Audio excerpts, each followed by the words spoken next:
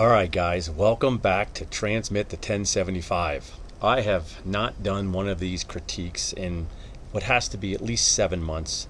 I wound up moving away, moving out off the East Coast, came to Colorado, been enjoying myself, but I came across this video today that piqued my interest, and I decided on the front porch of my new house we'll run through my ideas of what we could learn from this incident. And so, by the way, this is from Baltimore City.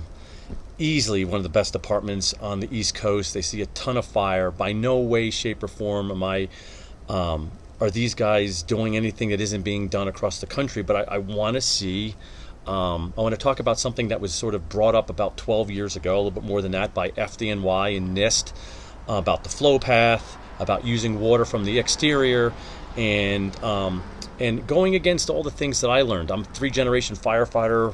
I have family members that were chief of the department, deputy chiefs, grandfather was a captain, multiple uncles, captains.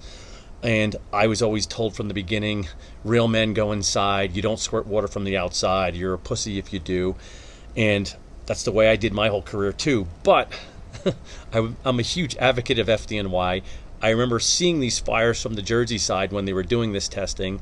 And so let's go through this here. And I want to know from your department, you tell me, are you guys still following the methods of the past? Are you implementing some flow path, some external water extinguishment if you see fire on arrival and you're not to pass it? But let's see what we got here. This is, again, Baltimore City. Why do you have no water? We just got them out. Now, it looks to me, the engine must have come down. I don't know this for a fact. It sounds like they got somebody out. Now, whether the truck company got somebody out quickly, I don't know, but it seems the engine is down the block here. Truck is on this side, sort of front of the building. The line doesn't appear to be charged here, but it's about to, but it's also stretched into the building. We just got her out. Where is she? She's up the street. Nobody else? I just saw the line move. They got water. So this is what I want to talk about, because I'll show you the NIST videos here as we get into this thing. But the line just got charged. The newer thought process is you don't pass fire, and you could quickly here put water in both these windows, quickly knocking down this fire. I would argue too, could you prevent right from this being all hands to a second alarm or third alarm if it gets into the cock loft, gets into through the cornice here? So is stopping this going to change the trajectory of the fire rather quickly? Is it also going to save lives? The thought here, or what's being expressed in these NIST FDNY testing, is that it drops temperatures everywhere, and so that you're not pushing fire, you're not steam burning people, you're not doing it the wrong way. The other thing I've had in my experience, I worked city EMS for 10 years. I've been in a million buildings like this. I've been in tenement buildings. I've been in row homes. You never know what you're going to get here. This could be Collier's Mansions conditions inside. Maybe not so much here, but in places... there we go, man. In places where the construction has been beat up for 150 years, you think this is the doorway to the building, and it's not. It can be very complicated.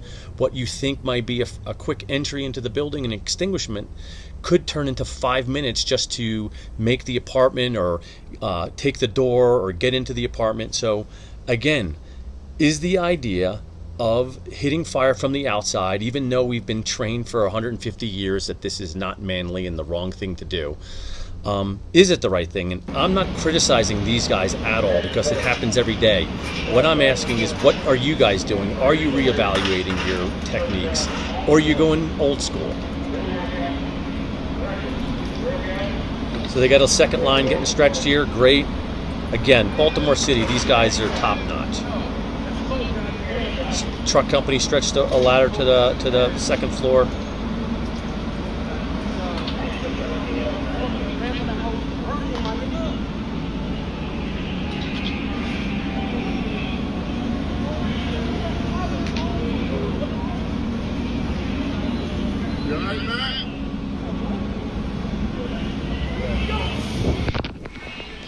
All right, so it's been about a minute or so. Again, not the end of the world. Obviously, the lines just started opening up as we got hit with it a little bit from the videographer. And again, this fire's going to be out, and at the end of the day, in this particular case, has anything changed? Probably no. My point is, in the business of unknowns, what could have happened here? Is it ultimately better to knock it down from the outside, as I'm going to show you here with the NIST? So we'll just let this play out, and I'm going to show you, if you've never heard of FDNY's testing at Governor's Island, it's worth educating yourself. You can Google it, you can see it on YouTube, it's all over the internet. Very in-depth testing. They went to Governor's Island, which is an island outside of Manhattan. They had a zillion garden apartment buildings where they ran the same test again and again and again, different ways, with millions of dollars of sensing equipment.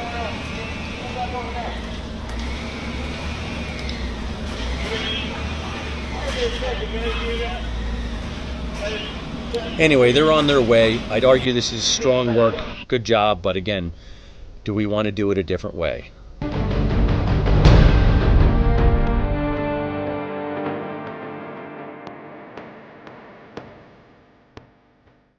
Right now, we're conducting test experiments on ventilation here at Governor's Island. For a firefighter, it's extremely important that you continue to innovate your tactics. If you keep using old tactics for a new fire environment, then it's probably not the most effective thing to do. We're going to be looking at the tactics that we employ, see how it affects fire development. We're going to look at application of water from the exterior of the building to see if anything negative occurs. We're running a series of tests in acquired structures. We've instrumented them, basically taking these acquired structures and turning them into laboratories. So the important thing is to understand the fire dynamics that are happening before you get there, and most importantly, understand how your ventilation, because oxygen is always the missing component today, to understand how that added oxygen is going to allow that fire to burn differently, and adjust your tactics to make sure that you're not allowing the fire to get larger and you're making things better. You saw those two quick videos giving a little overview of what they were doing there at Governor's Island. But let's look at the Fire Safety Research Institute overall findings, okay? They basically broke it down into 4 categories. Residential fire behavior: increasing airflow to a ventilation limited fire by opening doors, clearing windows, or cutting the roof will increase the hazard from the fire for both building occupants and firefighters and may lead to rapid transition to flashover. So obviously, you guys are opening up, cutting floors, doing things when the line's not ready, can actually make the fire worse and potentially kill people or civilians and so forth. We sort of knew that already, but it still gets done on a semi-regular basis, unfortunately. Flow path: increasing the area of the inlet or the exhaust vents will result in fire growth and spread. Conversely, interrupting the flow path by limiting or controlling the inlet or the exhaust can limit fire growth. Again, keeping doors closed. I did a video about that. Maybe I'll see if I can attach it in the link. There was this fire. Had the police or just the chief had gotten there, they were waiting for the fire department to show up. Had they just closed the front door, the fire would have been a quarter of the size, if not smaller, in the extended period of time it took them to get there. Look at this one. Exterior water application: flowing water from a hose stream through a window or door into a room involved in fire resulted in improved conditions throughout the structure. Okay, that's the key. That's what I'm trying to convey here, guys. Improved conditions throughout the structure, putting water in a window. I actually said I did my whole career sort of following the old school behavior. I actually didn't. I should have said I did that for most of my career. At a few final jobs that I had, including a basement fire, which I think actually might have saved my life or greatly reduced the chance of being injured. We had a heavy volume of fire in the basement, and I thought to myself, I ain't going in this damn thing until we knock this shit down. And I'm happy that we did. I put the line in the window of the basement window and hit it for a few minutes, darkened everything down.